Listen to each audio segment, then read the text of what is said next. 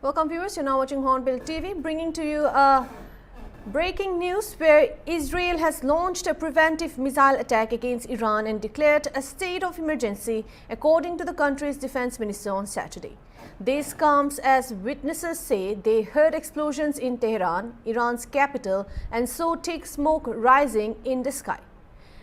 An Israeli defense official has said that the country's operation against Iran was planned for months and that the launch date was decided weeks ago. The Iran government said the emergency was declared in anticipation of a possible Iranian response involving drones and ballistic missiles. The Israel Defense Forces stated that sirens were sounded across the country in recent minutes, accompanied by advance alert notifications sent directly to mobile phones, urging citizens to remain close to protected areas. The IDF described the move as a proactive step to prepare the public for the potential launch of missiles towards Israel and stressed that residents must stay near designated shelters. Following a situational assessment, the IDF announced that effective Saturday at 8 local time, the home front command guidelines would be immediately revised. All regions have been shifted from full activity to essential activity status. Under the updated directives, educational institutions, public gatherings and most workplaces will be suspended with operations limited to essential services only.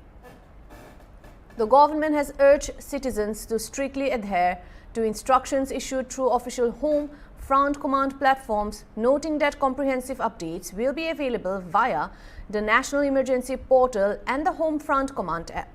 Meanwhile, Donald Trump announced that the United States has launched large-scale combat operations against Iran. Addressing the nation, the U.S. president said the American military had begun major combat operations aimed at eliminating what he described as imminent threats posed by the Iranian regime. He asserted that the objective of the action is to protect American citizens, U.S. troops, overseas military bases, and allies around the world. Trump characterized the Iranian leadership as a dangerous and hostile regime, stating that its activities directly threaten U.S. national security interests and global stability. A short time ago, the United States military began major combat operations in Iran. Our objective is to defend the American people by eliminating imminent threats from the Iranian regime, a vicious group of very hard, terrible people. Its menacing activities directly endanger the United States, our troops, our bases overseas, and our allies throughout the world. For 47 years, the Iranian regime has chanted death to America and waged an unending campaign of bloodshed and mass murder, targeting the United States, our troops, and the innocent people in many, many countries. Among the regime's very first acts was to back a violent takeover of the U.S. Embassy in Tehran, holding dozens of American hostages for 444 days. In 1983, Iran's proxies carried out the Marine barracks bombing in Beirut that killed 241 American military personnel. In 2000, they knew and were probably involved with the attack on the USS Cole. Many died.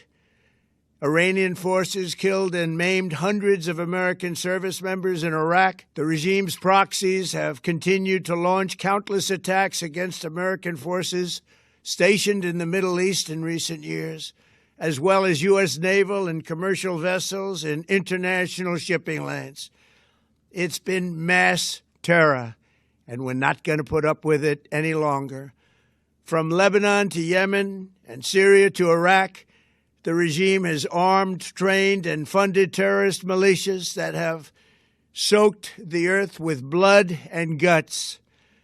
And it was Iran's proxy, Hamas, that launched the monstrous October 7th attacks on Israel, slaughtering more than 1,000 innocent people, including 46 Americans, while taking 12 of our citizens hostage. It was brutal, something like the world has never seen before.